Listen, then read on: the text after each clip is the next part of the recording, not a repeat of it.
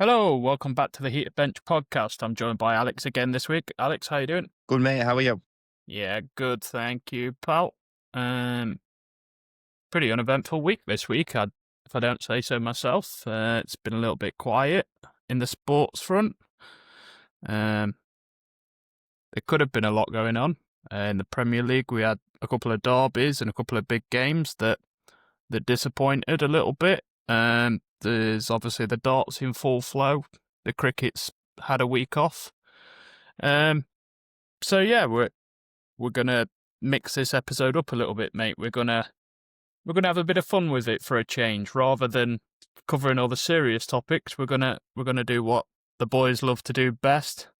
We've got a table with all 92 current league teams, and we're going to rate them, who we think's the biggest club in the UK, down to the minnow teams, and then but we're going to start it off, Alex, with our team of the season so far. We're going to cover the Premier League only on this one, and we're going to have a bit of a debate on who we think makes our combined team of the season. Okay. Well, I've done my team this season. Have you done a team of the season, and then we'll kind of. So that's what I wanted to do. I wanted to get your team of the season, and then we'll go position by position. We'll argue the toss, and then we'll fill it in as we go, and we can both put our case forward for each position. Okay. So Sounds good. Realistically, it's been a pretty poor season. So there's a few standouts in my team from a few of the smaller teams, I think. Maybe a few controversial opinions as per. You know what I'm like. I like to pick a player that not many people look at. But yeah, so we'll start it off, pal. I'm just going to load this up here. And we'll. Am I going to do my team first, then you're going to do your team, or are we going to go player by player? We'll go player by player when the app wants to work. So it is this one, I believe. Yeah. So here we go. I can remember my team off the top of my head. So did you go for a standard 4-3-3? I went 4-3-3, yeah. But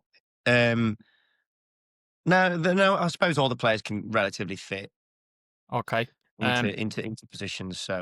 So I went for a 4-1-4-1 is what I went for. Okay, I'm sure we can tweak whatever. So we'll tweak it and we'll have a look. But right, Alex, goalkeepers. Who's been your goalkeeper of the season so far? It was between two, really. I fell between Donnarumma and Raya, but I went Raya. Right, okay. Any reason for it? Arsenal, top of the league.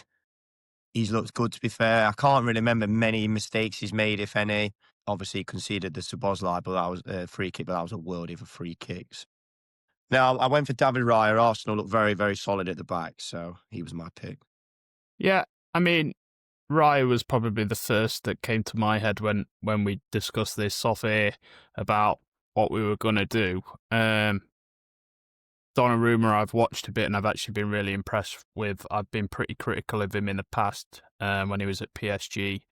I thought he was just a bit of a shot stopper and that was about it. But he looked pretty commanding over here. I thought he'd struggle in English football, but I'm actually quite surprised. I have thrown a bit of a spanner in here, though. Of course, yeah.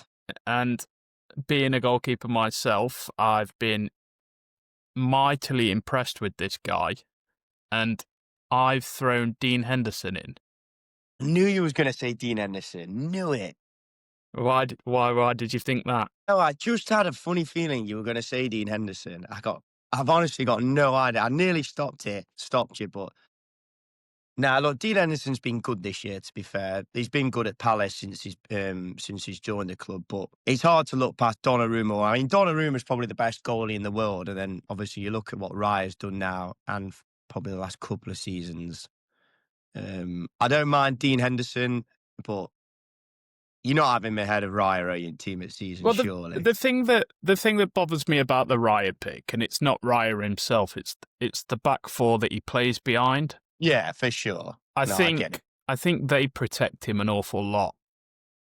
I will give you that he makes some really important saves, but I don't think he's busy enough for me. For me, it would be between Donnarumma and Henderson. I think why I put Henderson in there is he's got a lot of stick in the past for being probably not as good as what he was touted to be at one stage.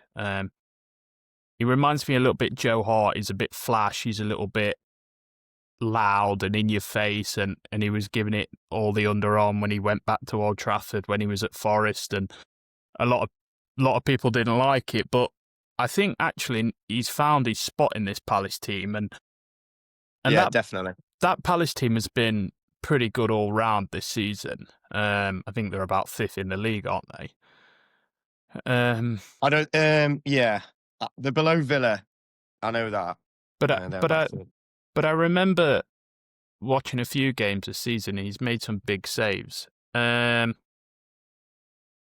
Obviously, I think we're going to disagree on this one, and the one that we sort of both have in common is Donnarumma. So, do we put Donnarumma in? No, we put Raya in the top of the league. I'll let you have this one then. I'm not overly sure myself. There we go. Right, left back. Left back. There was a few in mind. There's not really been a standout one this year. I did have Vardiol there, but then he's been more of a centre back this year. To be fair, even though he's a world class left back. I went Cucurella. I don't hate it. I actually went Calafiore.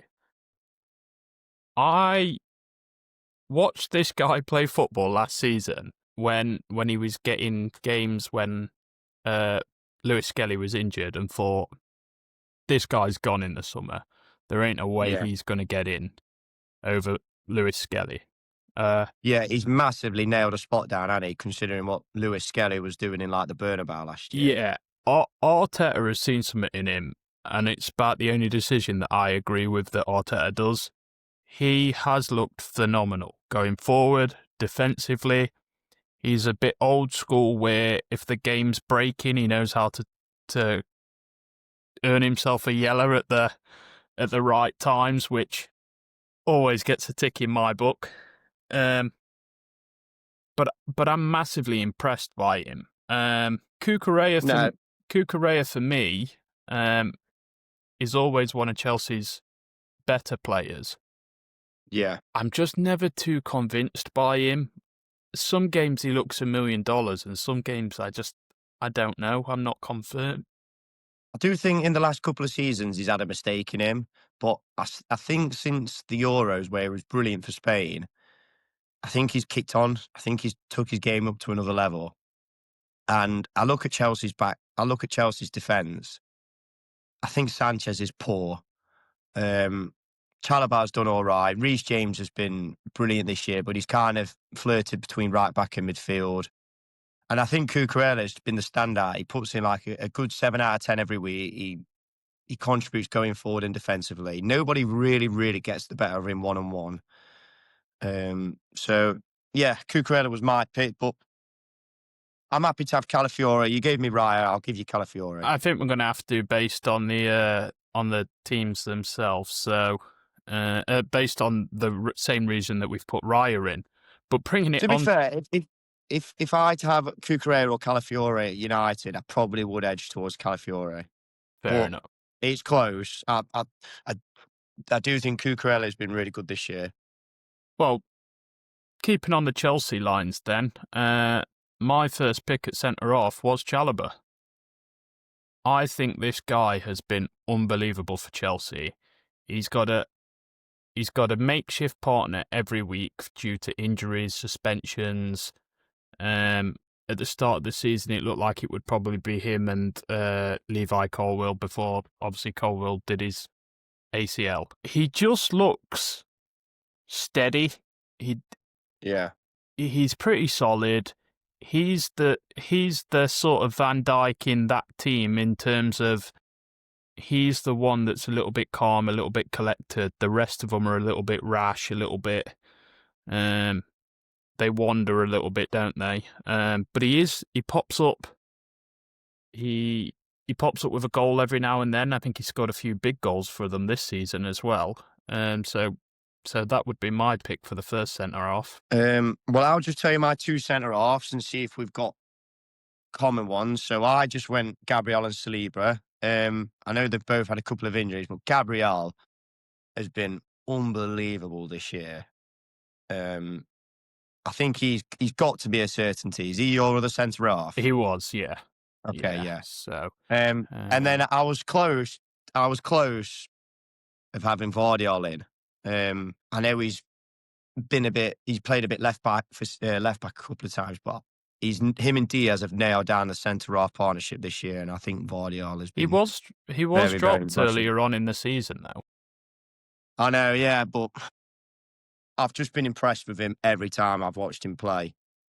I I actually went to Saliba, so I think on paper, obviously, Saliba would be the partnership, the way they play together. Obviously, it's a bit old school, like we've said before. They're a bit Vidic and Ferdinand, where Gabriel's the Vidic, a little bit more loose cannon, and Saliba's the Ferdinand, a little bit more Rolls Royce. to be fair, though, I know they've been the best partnership in the league, but I also think individually they have been the two best centre offs individually as well. Obviously, Van Dijk's been off it this year. So yeah, I don't mind you shall have a pick, but See, it's got to be Saliba, surely. I really don't want to put Saliba in this team. Because I don't know. I don't actually really have a reason why. Other than you hate fucking Mikel Arteta. No, and other Arsenal. than I think for the level he's playing at, he's not done anything exceptional. Whereas, No, I agree, but that level is still like pretty much better than everybody else, other than Gabriel and Van Dijk when he's playing his best. right, all right, I'll give it you. Fucking tilting me that these cunts have got that many players in the team already, but they're not having this one. My right back, Daniel Munoz. Really? Well, I did have Reece James, but then I swapped it to Timber.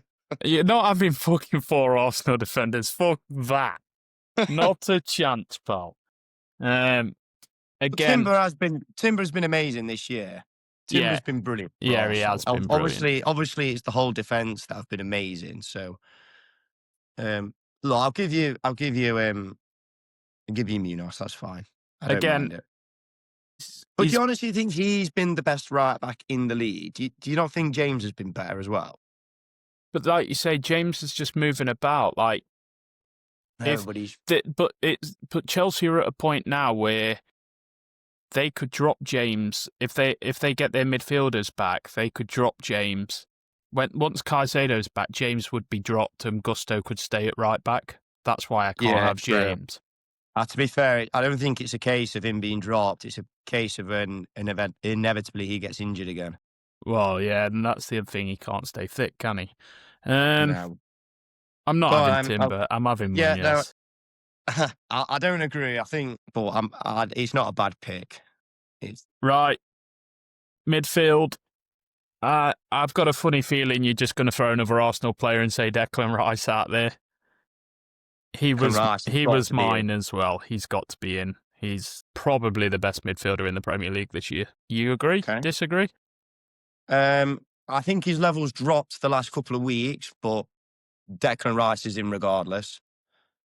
He was in mine. And then what else? Who else did you go for? Did you go for 2 more like sort of centre midfields? Like I say, I changed here. I've obviously got 4 in front of Declan Rice. I sort of had Declan Rice sat in the middle.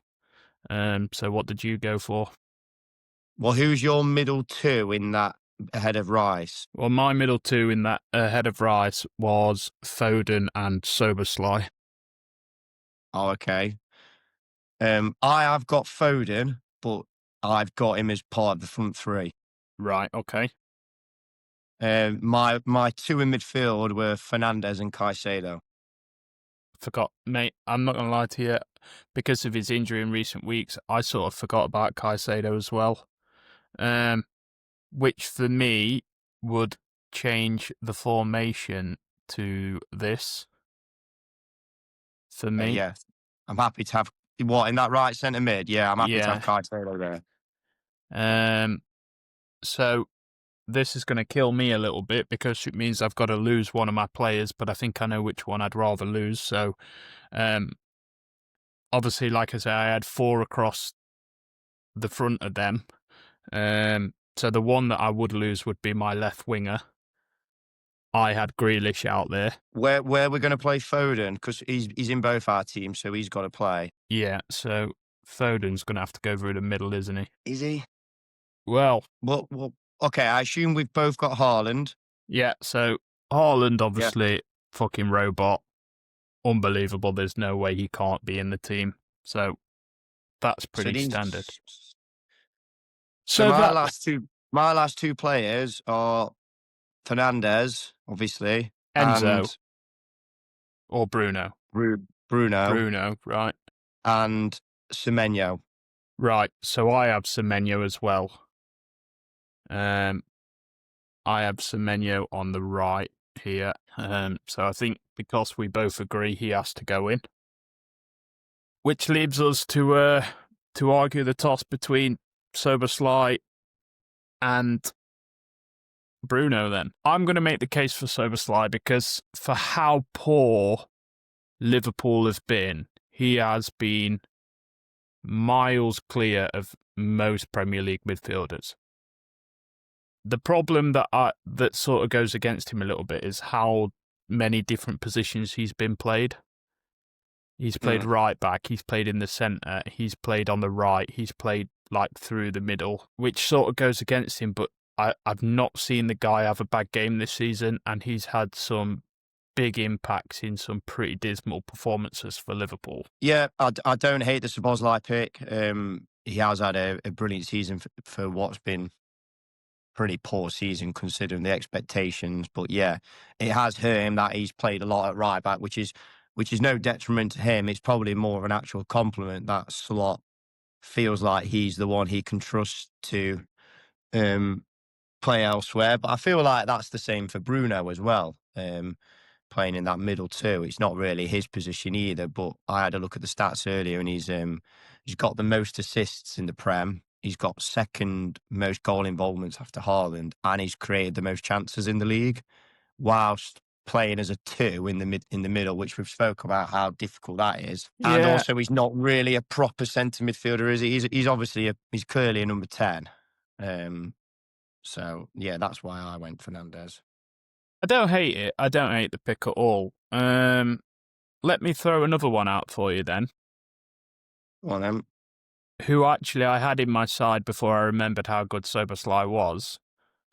Ryan Cherky at City. He, I think, has Cherky's been good, but I don't think he's been good, but I don't think he's been standing out to get into team of the season. I think there've been other City players who have been clear of him, obviously like your Fodens and Haalands. You say that, but he's got the second most assists, I think, behind Bruno in the league. Yeah. But you kind of would expect that feeding Haaland. Haaland's on about, what, 15 goals in the Prem already? Yeah, but I think when you look back at it, that the games that Cherky missed through injury were games that Haaland sort of had his little bit of a lull. Right. Okay. So he Fair clearly enough. makes a difference to that City team when he plays. But also, Bruno doesn't miss games through injury. He's just never injured. Plays every game. But then at the same time, Bruno can have games where he spits his dummy out and he looks awful. Oh, I don't think he looks awful. I know he's missed a couple of penalties, but mate, Cristiano Ronaldo used to spit his dummy out all the time. So did Wayne Rooney. It's just what, some great players have traits that they're petulant. Yeah, And for me, he's no different. I don't disagree. I think if you're playing this particular system as well, you could just shift Foden or Semenyo to the wide and put Bruno through the middle. Yeah, all right in then. my opinion. I'll tell you what then. I'll give you that. Let's put Bruno through the middle, and we'll put Foden this side. Looks I mean, pretty. there's nobody in that team who I don't think who I'm unhappy with. Do you know what I mean? I obviously made a case for Timber. Um, who else did I make a case for? No, I think that looks pretty good if you ask me. I mean, it's beating most teams. To be fair, um, I think you could maybe make a case for Caicedo because I know he's had the sending off. And like you say, there have been other good midfielders as well, but his levels at the start of the year yeah, were he was unbelievable. So phenomenal, and I think again Chelsea have stuttered a little bit, haven't they, since this came about, since he obviously got injured again. and who's managing the side? Ooh, good question. Who's been the manager of the year so far? Don't say fucking that Lego Ed, because he can't have it. That Arsenal team with the quality that they've got Now, can't be winning do you know games what? by I one. know who it is, and we haven't got any of their players in, so it's got to be Unai Emery. Yeah, I can't argue with it. They had a poor start to the season, and I don't think they've lost since They've week won 4. They've won 9 in a row, and I think it's like 15 in a row in all competitions or something stupid. Yeah, that's ridiculous considering how bad they looked first 4 games of the season. But they couldn't score a goal. Mate, some turnaround, to be fair. He is some I don't manager. I don't think he gets the respect he deserves. I think that's partly down to how it went at Arsenal, I think.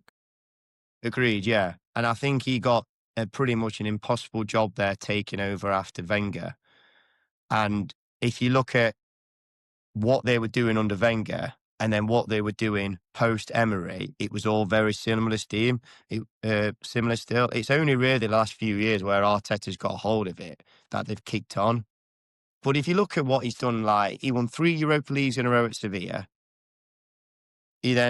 He went to Paris Saint-Germain. No, I know you expected to win stuff there, but he still went and won stuff there. There have been PSG managers who have gone there recently and actually not won the league. So he went to PSG and won there. He then went to Villarreal and won the Europa League there. And then he's obviously come to Villa now and done amazing. And yeah, I don't really think he gets the respect he deserves in terms of when we talk of top managers in that high echelon bracket of Pep's, obviously Klopp's a few years ago, Enrique's. I'm not saying he's in that bracket in particular because you've got to be winning Premier Leagues and Champions Leagues, but I definitely think he's in that bracket below. Well, I know you've been taking the piss all week saying that the smaller sides can't compete sarcastically based off of mine and Adam's discussion a few weeks ago. But I do think he is overachieving with that Villa team, to be fair. So Villa aren't a small team though, are they? Villa are a big team. Villa are a big club. Yeah, they are a big club. A lot of history. That should probably lead us on then to who we think is going to be the biggest clubs in England. So this is what I've got, Alex. A couple of tiers for us. And every team, the template has 116 images, so there might be a few images in this that maybe not in the league now or what. We'll rank them anyway. But yeah, so we're not going to do it in order, are we? So let's say the teams at the top in elite, and we put say there's a few Premier League clubs in there. We're not ranking them in order as well, because we'll be here all day for the lower teams. Do you know what I mean? I was just thinking we probably just go through the list and see what we think for each team. We haven't got to cover each team in big detail, have we? We can just chuck a couple in. So you want to start actual in order? Yeah, A to Z, as it follows in the picture. So Accrington Stanley. Who are they? Exactly. And I think for I don't even know what league they're in now. League One? League Two? Yeah. Put them in small. I'd say purely based off that saying that you just said alone, they're going small. Wimbledon. Interesting one, because in years gone by, you would say they were... Oh, there's AFC Wimbledon now, isn't there? Yeah. In years gone by, you would have said that they were a pretty big club. Yeah, put them in average, I'd say. Average, yeah. We might change these as well. Can we change these? Yeah, we can change it if we, as we go along. If we get to some teams that we think, Yeah, yeah. All right. Yeah. Arsenal got to go in elite, Elite. surely. Yeah. Villa, Massive. massive club, lot of history. Probably should be doing a lot better, but it's nice to see them competing, like we said earlier. Well, we should Barnsley, be doing better. They're starting third. yeah, but I mean, there's not a lot of recent history there, is there? Oh, right. Yeah. You Okay. know, for a club of their stature, you want a bit I think more. when you're looking, yeah. I mean, they've got to a couple of League Cup finals. I know they've lost to Sea, but like when you look at Palace winning the FA Cup, you want. Well, to be fair, they made a good run in the Champions League last year, so I would like to see Villa win a trophy. Definitely, that would be good. Agreed. Barnsley, Um, they're probably one of the oh, smaller see, clubs around that area. Wimbledon can't go in average, can they? Surely put Wimbledon down into small and I put mean, Barnsley in. Yeah, but there's going to be clubs in the Premier League who go in big, right? So then that means a lot of Championship and lower going to fit into average as well. yeah, So but we you've got to can't have remember Wimbledon. there are going to be teams in the Championship that are more than likely going into the massive as well. Like Chef Wednesday is a massive club. All right, let's just keep going through Barnsley. What league are they in? They're League One, aren't they? They're the League St. George One, Stags, I think. yeah. League One, probably one of the smaller teams in that sort of area. I'm quite happy Yeah, to let's. chuck them in small. Yeah, small. Birmingham, interesting one. Bit of pedigree with the Premier League. Um, It's either average or big. well, I'm quite I'm happy. thinking average. I'm quite happy to put them in average for now. To be fair, they've obviously got a big derby with Villa. So yeah, I agree. Blackburn, another interesting club, fell off massively Yeah, in recent years. I'm gonna say average as well. Average, not big. They've got They are history, on the mate. cusp. Put them. Where do you think? I think they're a big club, Put them in big then, because we can always change stuff around, can't we? If there's too many in one, and then we think, do you know what, they could be more suited in there. and they gave me my favourite outfield player of all time. So Two guy. no, wrong. Morten Gamps Pedersen, All right.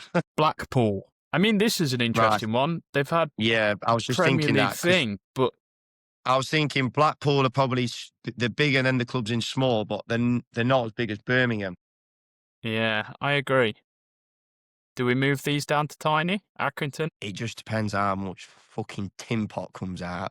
Well, I tell you what, let's just put them towards this side of small at the minute. It's like, see, another one, Bolton. Now Bolton, I would go. I would go average. Okay. They've been in League One, haven't they, recently? So I'd go average. Bournemouth. Now, Bournemouth are an interesting one to me. They don't have a lot of infrastructure in terms of like a big ground. I'm not really Yeah, sure how big their I'm gonna go. following is. I'm gonna go average, mate. Yeah? Yeah, I'll take it. Well, Brad? they haven't got much history. They've only really probably the last 10 years. I know they're established in the Premier League now, but you wouldn't associate Bournemouth as a big club. There's No, I lots of agree. clubs in the I agree. Championship who I would say are bigger than If and add more to the Premier League than what Bournemouth do. Yeah, if Bournemouth did a Luton, you wouldn't get. No. So I agree. They're average because of where they're at now. Bradford? Uh, they're between average and small, aren't they? Yeah. I'm going to put them in average because, like you say, the teams that are underneath them probably. In fact, you know what I'm going to do? I'm going to move Accrington to small and I'm going to move Tiny. to tiny. Yeah. Brentford, for me, they're going in average as well. Yeah, agreed. Same for Bournemouth. There's not really much there. Right. Brighton, again. I would say Brighton are a slightly bigger club than Bournemouth and Brentford just because they've had a bit of European football, but I'm not offended that they're in average. Again, it's recency bias, though, isn't it? There's not much history there. Well, nobody gave a fuck about them until like what 5 years ago when they came up in was it the COVID year? Yeah, exactly. They're both the Bristol teams. I mean, they have their own derby. But does anyone give a fuck? Probably not. Small club for Yeah. me. I would say Bristol City are bigger. I would say Bristol City are bigger than Rovers. Small and tiny. You don't sound convinced. Mate, I've just not got much knowledge of these lower clubs. So like one could be like a big club in that league. Do you know what I mean? And I've just got no idea on it. Like some of these lower league clubs will have like Wembley wins and stuff. Do you know what I mean? So Yeah.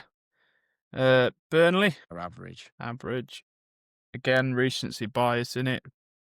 Burton Albion, Tin Pot, tiny club. No one gives a fuck about Burton. I don't even know who that is. Is that Barrow? I think that's Barrow, isn't it? If I don't know the patch, they're tiny. I'm sorry. Is it even Barrow? Because if it's gone in alphabetical order, it can't be them. But yeah, Or is it Bury? who knows? Fuck knows. Well, they're in fucking tiny anyway. Yeah. Cambridge, tiny. I know. Cardiff. Now, interesting one. The Welsh Yeah, they teams. are. They are between average and small. I'd edge towards average. Okay. But I think if we moved a couple down, they'd be the first to go. Okay. Carlisle. No one gives a fuck about Carlisle, do they? I'd get them in small. They'd be going in tiny if it was down to me. Charlton's an interesting one. Yeah, agreed. They used to be I would say they used to be a pretty big club. Yeah, I think put them into average, and then we might end up bumping some of those in average up. What do you reckon? Yeah, I like it. Not yet, though. Not yet. Let's just see where these go. Chelsea, obviously, they've got to go up top, haven't they? Chelsea are an elite. Yeah, Chelsea are an elite. Cheltenham. No one That's gives a Mork, is that? Who was? no. Oh, it's Cheltenham. I thought Cheltenham it was now. Mork. It looks like Yeah. Mork. No, Cheltenham. What we're thinking? Great race course. That's about Yeah. it. Get them in small then. That's the only thing they've got going for them. Colchester. No one gives a fuck about Colchester. Coventry. Another one Yeah, I'd put in that yeah, average. get them in average. Okay.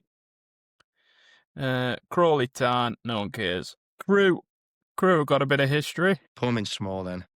Small. Crystal Palace. I'd put them in big. I agree. Don't quite have enough support amongst the big clubs in London for me to be a massive team. Yeah, true. I thought he was about to say they don't have enough support. I was like, what? Palace have an amazing support. But yeah, I Yeah, suppose that there's that many clubs in London, it dilutes it a bit, doesn't yeah, it? for sure. Like if you were to ask me of the teams in London that aren't Arsenal, Chelsea, Spurs, which one of them was a massive club? The only one I would say was a massive club would probably be West Ham. Yeah, okay. But anyway, Derby County, Average. local area, average.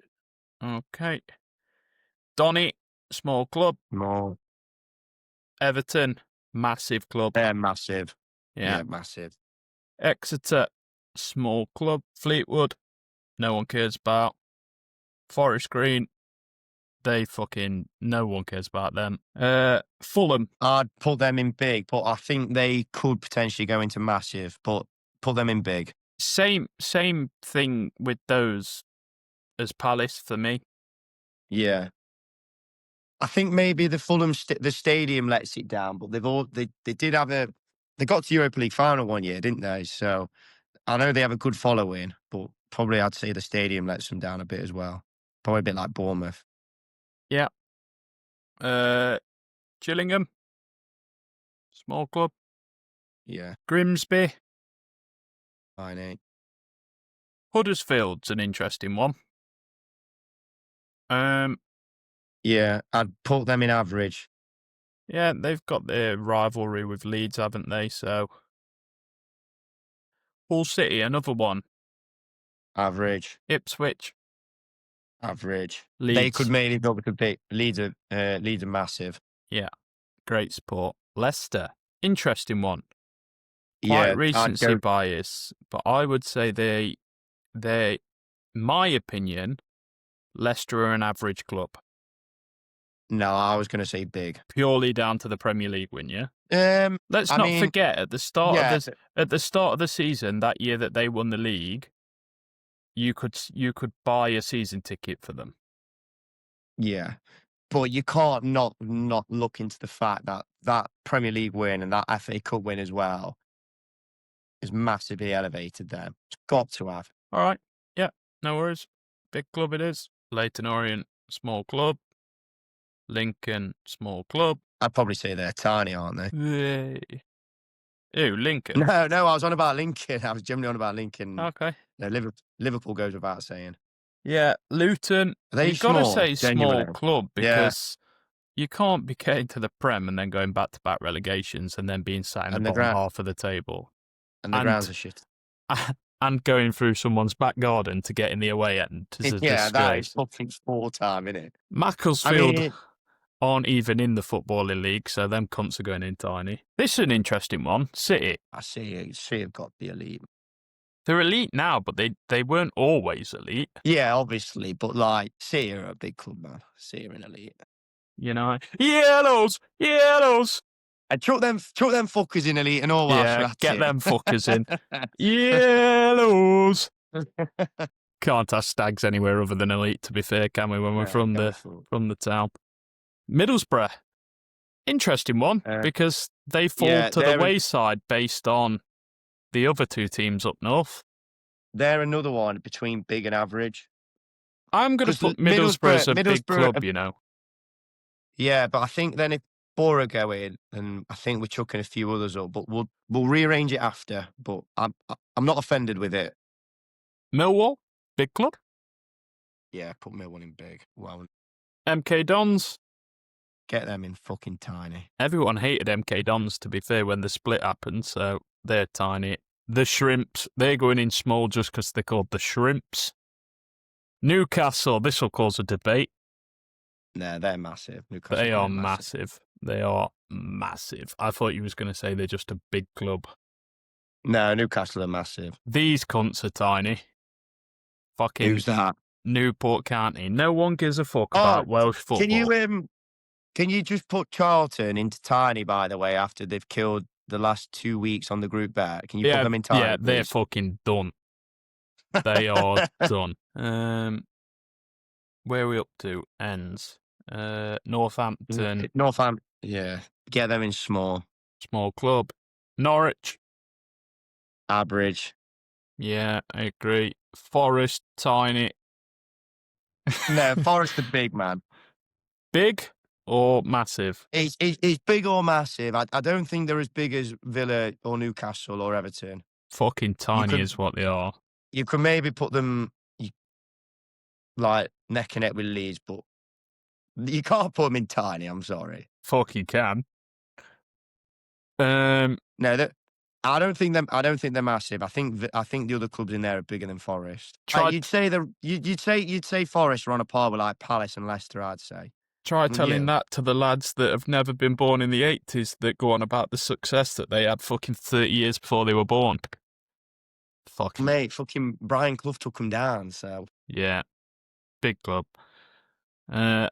Oldham, see you later. Oxford, see you later. Yeah, I mean, the ones I don't know, they're in small or tiny, and it's just going pure Peterborough, vibes. Small club. Plymouth, small. Mate, they're not average. They're not big as those ones in Port there. Vale. Can get them in tiny. Pompey. I'd say they're an average club, if not a big club. I don't think they're as big as the ones in there, but they're definitely into average. Average they go. Preston North End, small club. QPR, another one with some history. Yeah, they're between small and average as well. This is what I mean. If you put QPR into average, you can't have like Brighton and Birmingham in average because they're way bigger clubs. Do you know what I mean? I'm happy to move them. I'm not moving Brighton. I'm not having Brighton in big. Brighton can stay in average. I'd be happy to take Bolton to there. To be fair, when I think of some of the clubs as well, I think of like some big players who have played for them. Bolton have had some big players. They had Anelka play for them, Campo, Djorkaeff. JJ. Akocha. As with Blackburn, Shearer played for them. Reading, Dalglish managed him. yeah, all Reading right. are average. Reading can go in average. They're lucky they're not in big club just for Leroy Lita. Rochdale, tiny. Rotherham, I'd say Rotherham Oh. are an average club, but Uh, yeah, they flirt Salford, between League One and Champions.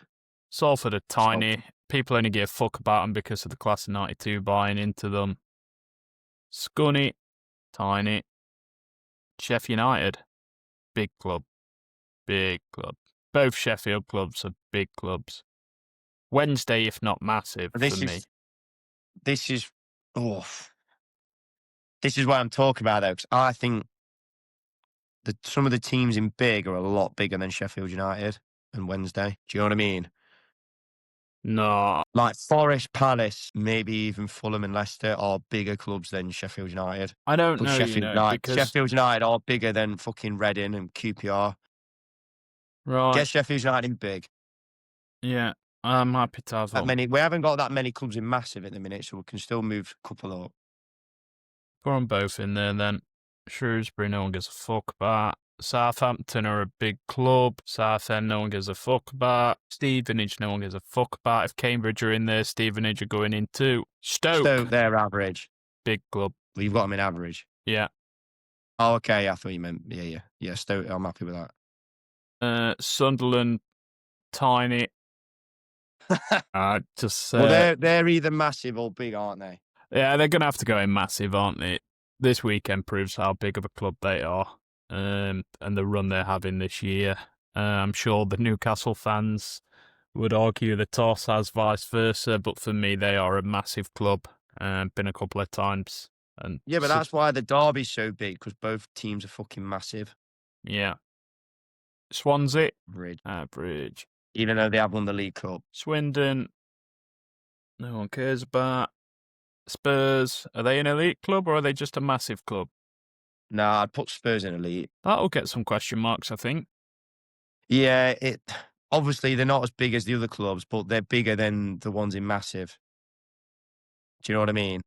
What, because they're in London? Spurs are a Yeah, but big, they big don't club. win anything. They don't do No, anything. I know, but it's not just all measured on that, is I it? think Spurs only get into this conversation, right, purely based on when it was the big four before City obviously became a big club. It was like, City are a big club, we need to expand this. The only other team that's close to them is Spurs, let's call it the Big Six. That's the only reason they get any sort of thing. Any other reason, they'd be like, they don't do anything. They fuck up all the time. No, I think as well, I was thinking this earlier about when teams became like really big in England. I think as well when the Premier League boomed and the TV deals went through the roof, I think Spurs were like doing well in that time. Do you know what I mean? Yeah. I suppose they've And I had think, big players as well, haven't they? Big personalities, big names. yeah, and obviously like they've got now one of the best stadiums and the training grounds in the league that compete with anybody's. But yeah, I know they won the Europa League, but I get your point, but I can't. Tottenham are bigger than them in massive. I'm sorry. All right. Tranmere. You'd have them in that middle gap, wouldn't you? Like kind of what we've said, but Yeah. Walsall. Watford, average club. yeah, West Brom, average club. My Uncle Steve would be turning in his grave at that. West Ham, for me, are a massive club. I don't know what you think. yeah. I can. That doesn't offend me. I think they've just got a diehard support, haven't they? I mean, a lot of these teams have got diehard support, but these guys will fill out every week. Even, like, they've been through so many years of shit with, like, owners and stuff, and they turn out every week as like a fan base. Yeah. Bit Leeds like, where they've gone through troubles, but the fan base has never really dwindled. Well, that's what I mean. You look at like we're on to Wigan next. Even when Wigan were in the Premier League, they weren't really selling out, were they? That's like the mark of a big club. Wigan are small. Small. Yeah. Wolves, big club. Yeah, Wolves. I'd say Wolves are a big club. Wycombe's a small club. Accrington. We must have done then. We're done. But back to the start. Oh, That's a okay. start. So there we go, pal. Anything you want to move? Anything you don't like? What you see? Where it count? We haven't done county. I've got a funny feeling this This must have list. been from last year. Yeah. Although County was in, That's all right. must have been from a few years ago. County for me would be a big club as well. What, in big? Yeah. Or average. Maybe average. Nah, Carney wouldn't be in big, man.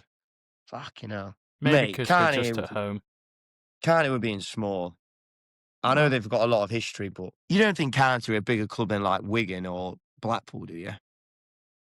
it's hard for me because they're our local. They're one of the local teams, aren't they? So we hear a lot about them. I'm just looking at that average now, and I'm just thinking, is there anyone we can move up into big? And is there anyone from big goes up into massive? Nobody gets into elite, do they? We can agree on that. Yeah, that's the elite. Yellows. Yeah, they're fucking staying there. You In know the fact, one that. put Stags to front. Yeah. Yeah. Stacks. And then we'll do it in terms of what I think are the biggest clubs in the world. I'd give it Arsenal, but you'd have Spurs ahead of City. Recency bias again, innit? Can't fill the fucking stadium out.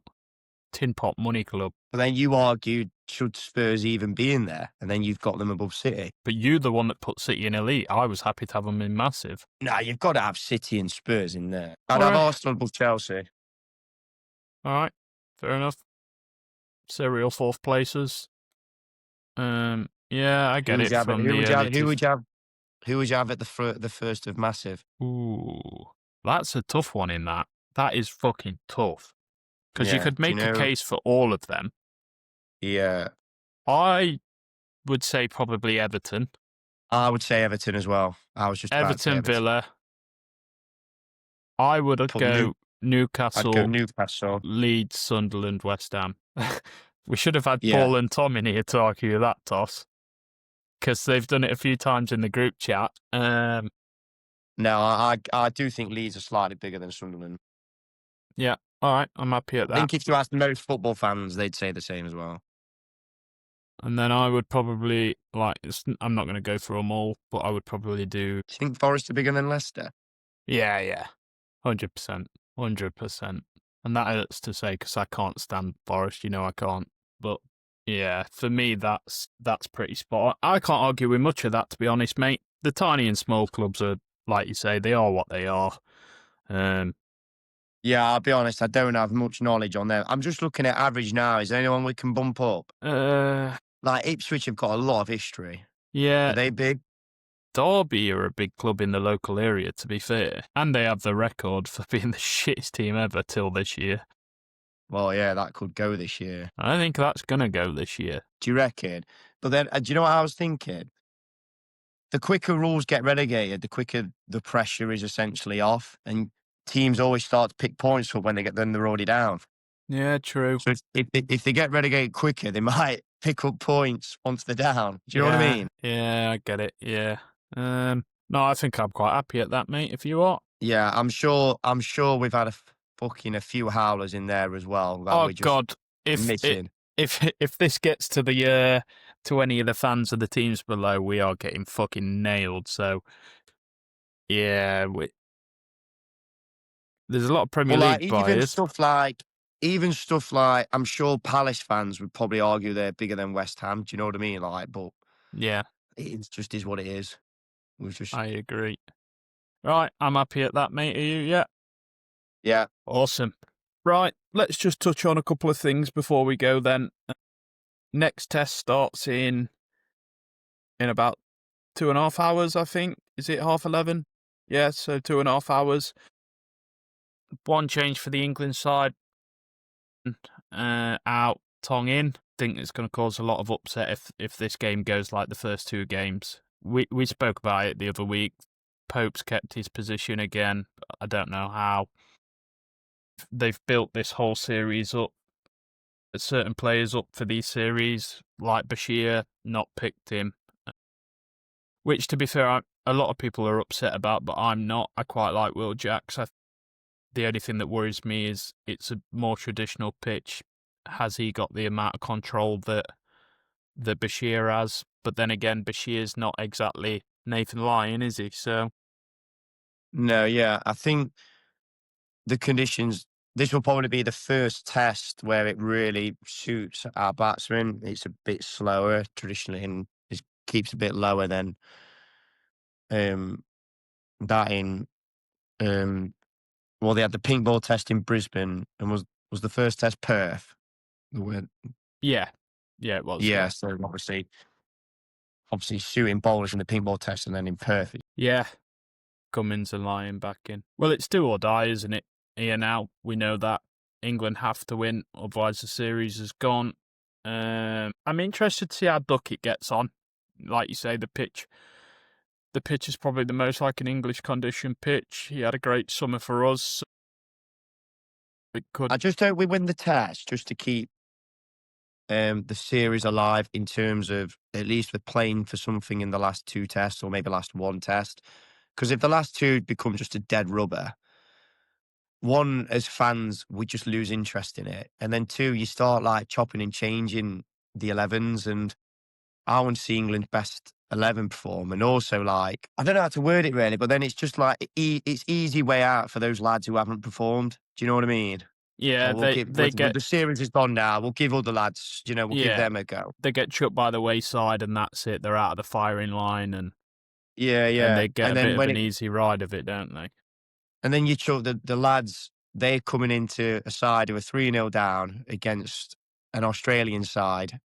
And it's like you're throwing them a bit under the bus, really, aren't you? Oh, the series is gone now, lads. You can play. Do you know what Yeah, I mean? yeah. Go out there in an Ashes series that's dead rubber, and you, like, go and see what you can do, sort of thing. Yeah, Yeah. it doesn't help confidence wise. And then if they go on to have poor like games, Yeah. it's just And then we're just unnecessary back to pressure same for old. the yeah Back to same old in Arsenal. We're there. Oh, let's chuck. We lose this test. Right. Bashir plays the last two, gets smacked. And then we get to April and our summer. And like, oh, who's England's spinner mate? Oh, it can't be Bashir. He got smacked about in Australia. Well, yeah, he got smacked about when all pressure was off Australia and the series was gone. Do you know what I mean? So yeah. I get that. I get that. It's going to be an interesting one, mate. It'll be interesting to see where they go with it. And then yeah, the other talking point is obviously the darts. We're still working our way through the first round. As you can probably see in the background of my screen now, I've got it on my third monitor. Noppert is currently 1 set all and 1 leg up as the number 6 seed.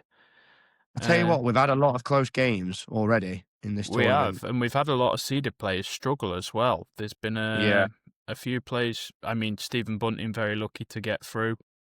yeah. Even last night, who was it?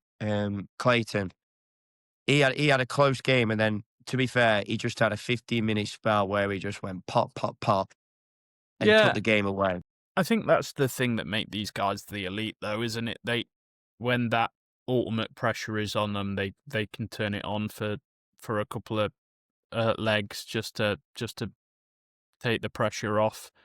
Well, a lot of these non-seeded lads, it's free hits for them, isn't it? Well, it is, but a Really, lot of what they them. do. The The thing pressure's on the is, other lads, really. well, you say that, but there's a lot of pressure on some of these games because a lot of people's talk card Yeah, true. Yeah, relies that's a on different. this result. Yeah, yeah. Like the That's a jump, different kind of pressure, isn't it? As yeah. opposed to expectation. Yeah, yeah, yeah. I understand that. I was trying to say this the other day, to a guy at work. Obviously, I don't know if you saw it last night. Well, I know you did because we spoke about it in the group chat. But obviously, Cameron Menzies had his meltdown.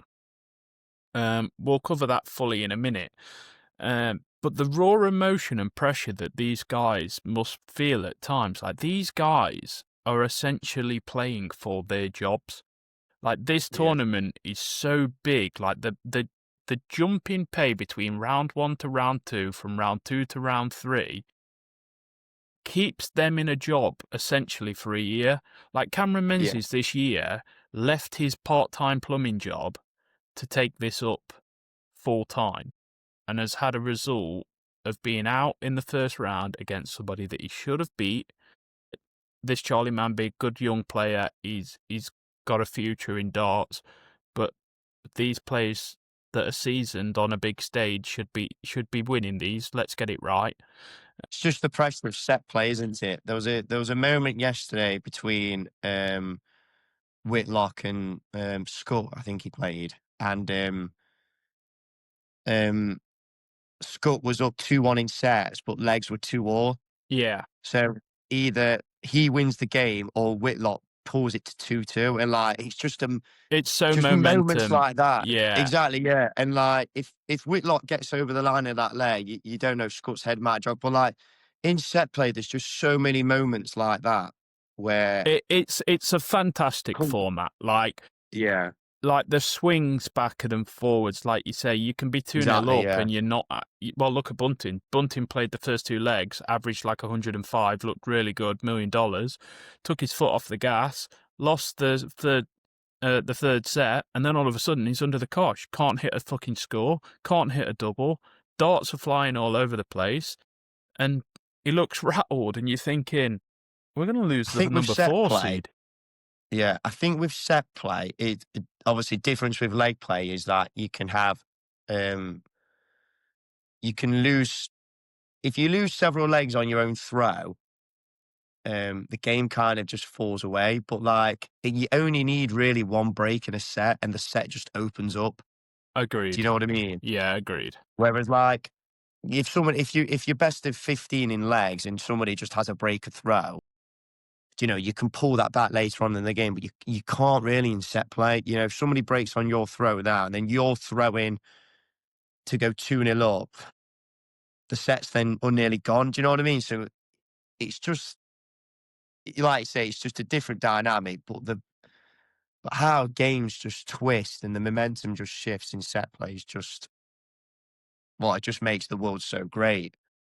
But Yeah, like I've spoken about before, would I like probably more of a grand slam um kind of structure where at least all the seeds, top seeds, we see them like say 3 or 4 times, but then it wouldn't add to the drama, would it? Because they're playing for survival essentially, yeah, aren't they? Do you know what I yeah, mean? As y- opposed to, oh, that game's gone now, I can go again in another group game. yeah. And I think the thing about set play as well, like as the tournament goes on, it it really does split that gap between the elite Exactly. Yeah. and the Yeah. thing. Like for those non-elite, you have to be on a serious run of form to go deep in this competition.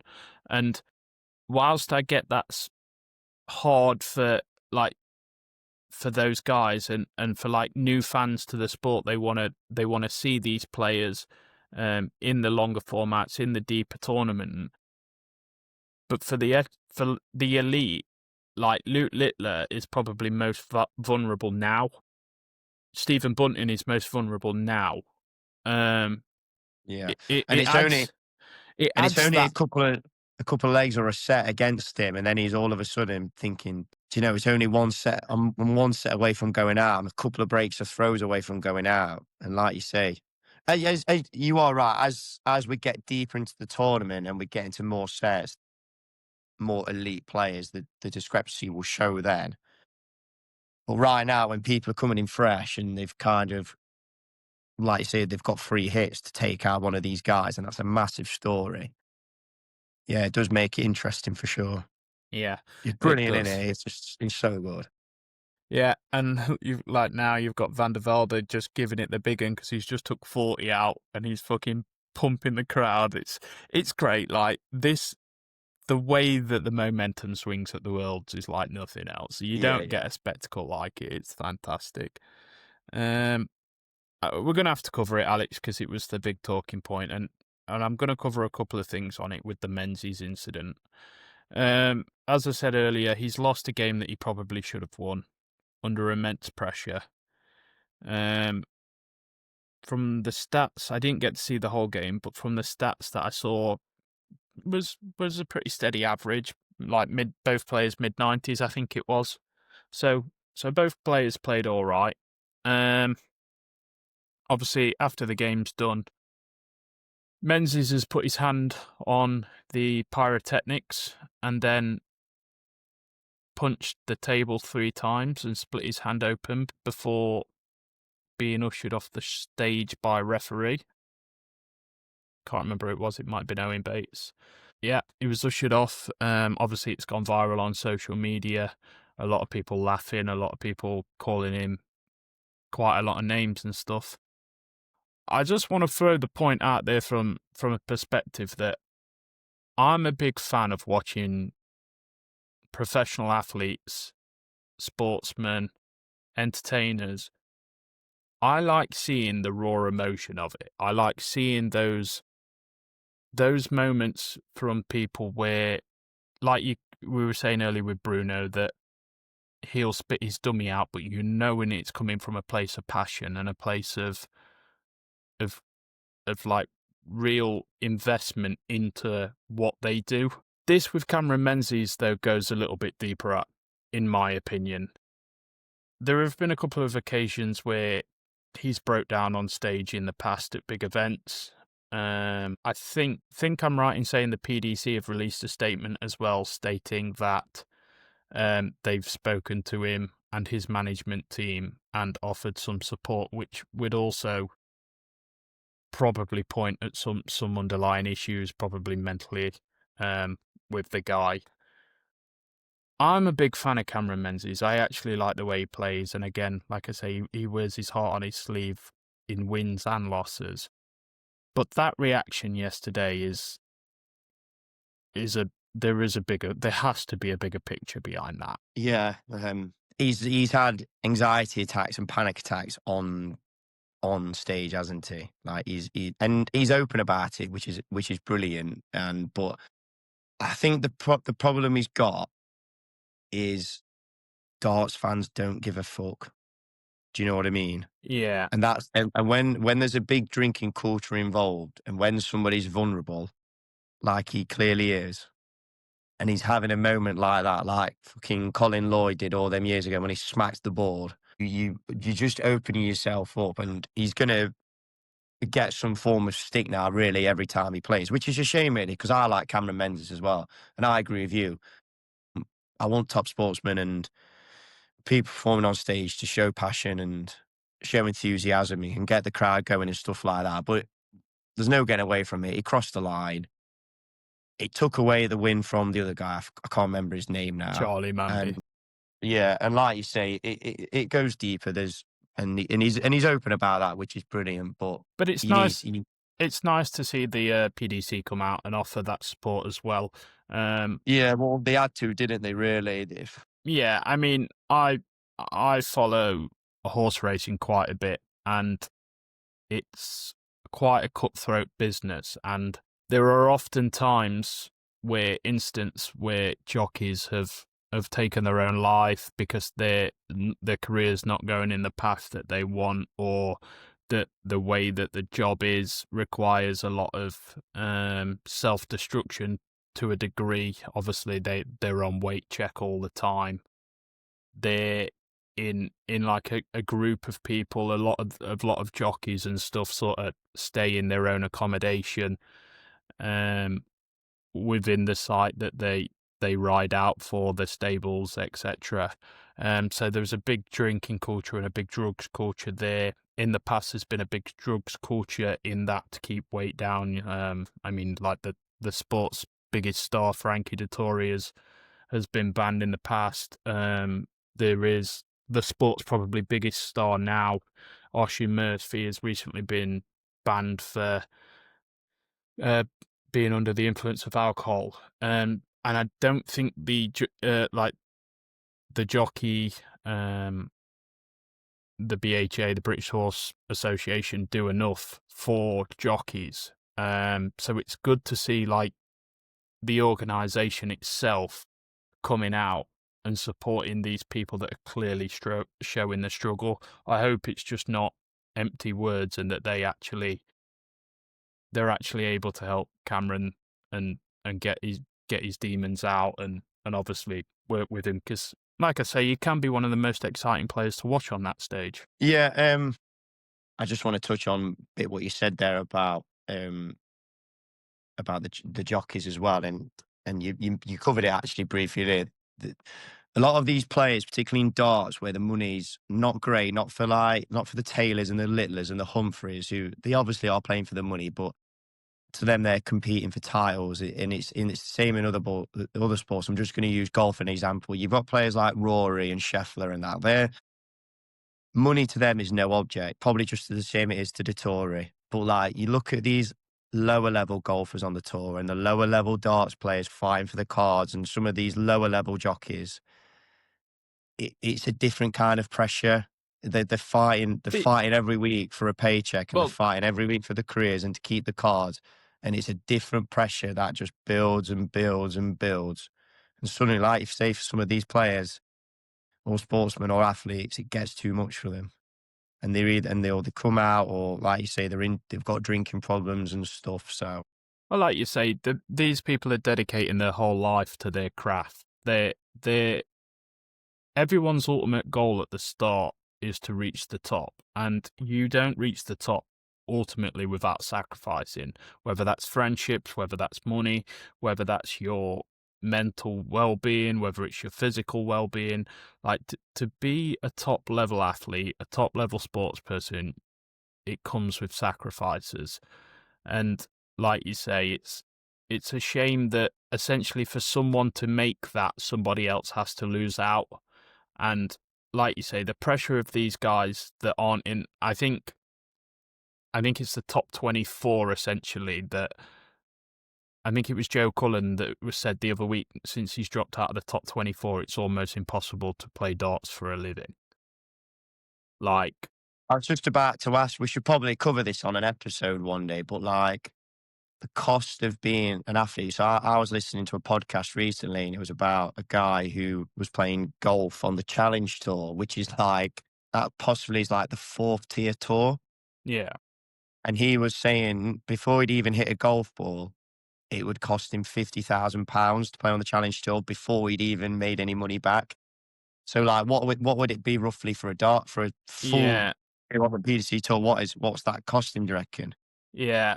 I mean, I mean, I don't know the full ins and outs of it. I've never really gone into it, but I did look last year when I first started really getting deep involved with darts and enjoying it at the root of like Q school and stuff. And I think it's a couple £100 to even attend Q school. And I think there's like 6 people that make it out of Q school. Oh, it's nothing, is it? It's nothing. You're essentially paying £200 to be really lucky. You've got to go in there and hope that, like you say, you're playing for your job. So the pressure starts. The pressure doesn't even Right. start on stage. It starts behind closed doors with no one watching. Like, But it's then let's mad. say you're one of the 6 and you get a full PDC tour card and you're playing in all these events. You're not going to be like a Littler or Humphreys or a Taylor where you've got sponsors coming out your eyeballs and they want to pay you to do this, and You've all your games are televised, etc. you've You es- know, you've you're scraping at essentially the got bottom of the barrel. yeah. You've essentially got, if you qualify for a tour card, you've essentially got 2 years to try and break through. And if you don't break through in 2 years, you're back to the drawing board. You either give it up or you go again if you can fund it. But like you say, it's the amount of money and commitment that requires you to. I think people miss that a lot in sport. I mean, it's more relevant in other sports. I mean, darts one that you have to have some money. Obviously, golf, the F1, Yeah, I you mean, obviously have to have a fair bit of money to be involved in. because we follow a lot of sports, team sports, don't they, where these issues aren't really a thing, are they? Because they're No, obviously players are just under contract. But when it's you competing for a paycheck, or to pay a caddy or to pay for a coach or whatever, pay for a trainer, like as in a jockey's case or something, it's it's a different kind of pressure. Like you're in debt before you've even teed off or thrown a dart or had a race. You know what I mean? Because that year is going to cost you X amount. Whether yeah, if you lose every race or miss every cut, or in round one of every darts tournament, you will still have expenses to pay, whether that's management company, travel, hotels, flights, etc., etc., etc. and that's It will all without be living. compounding. That's without Exactly. living. That's without And that's owning a then, house or yeah, yeah, exactly. a family or trying to make ends meet. So yeah, the pressure that these sportsmen are under is phenomenal. Okay, we'll cover it one week properly, yeah? Yeah, we'll do a deep dive into it. We'll do some research. We'll get some figures together, and we'll cover it. Yeah. We'll probably sign it off in a minute then, Alex. I believe in recent conversations that there may be a few guests in the new year. I think you've been speaking to one of your golf colleagues who played in the Open. Yeah, spoke to, uh, we've got a mutual mate, Cam, who's a member at my golf club, Coxmore. I saw them both in the clubhouse. He brought up the podcast and he actually says, you'll have to get Seb on. And I says, oh, you don't charge a fee, do you? And he says, no, I'll come on. And Seb's a big Liverpool fan as well. So he'll Awesome. happily talk some football with us. Yeah. And then we've spoke to a few other people, haven't we, Dev? Obviously, Tom's given us a couple of contacts and we know other people in sport as Yeah, well. we know a few people. We know a few people in the rugby scene, which is neither of our specialty, but it'd be good to cover it when the Six Nations or the World Cup or whatever comes on. It'd be nice to get a few of those on and let them talk of their experiences and their path. We've got a mutual friend from school that we're going to try and get hold of and see if he can give us a bit of time. We also know a few darts players that have some pretty interested history that I'd like to try and approach. But no, we're not going to be super serious every week. Like we like to cover the sport. That's what we're here for. But we are going to start mixing it up a little bit. We are going to start doing a few more of these fun episodes. And hopefully soon I'm we'll be able. trying to see if I could get Greg to come on as well. Yeah, yeah, it'd be good. And I'm going to hopefully at some stage be able to get some equipment to be able to do some Tell you what, as well, in-person just get interviews as well. definitely, yeah, and it'll be good for us to do the podcast together as well. But just going on to about the finances there of sport and the pressures, Greg would be somebody great to have on because he was on the PGA Tour for so many years, but then he had years where he lost his tour card, got back onto the tour, and stuff like that. So yeah, it'd be good to dive into some of the finances and sponsorship stuff he had. Yeah, right. It's been a pleasure again, mate. It's been a fun one. We'll keep doing these on the occasion. We have one more before Christmas, so hopefully we'll be able to shoot on Tuesday next week, and then we might have a little bit of a break over Christmas just to regather our thoughts, get some more plans together, cover what we've done so far on the podcast and see where we want to take it. And then, yeah, but no, as always, it's been a pleasure, Alex. For those watching, please drop a like, a comment, subscribe, turn those notifications on so you don't miss any future episodes. Keep an eye out for the YouTube shorts. And also don't forget to follow us on social media. We do have a competition running on Facebook, a darts giveaway, which is a fantastic opportunity for someone to win a half decent set of target darts. So go like that, tag a couple of friends on Facebook, and the draw will be done soon as we hit the quota. So yeah, Alex, thanks mate, and I'll see you again next week. Cheers, Devon. Thank you.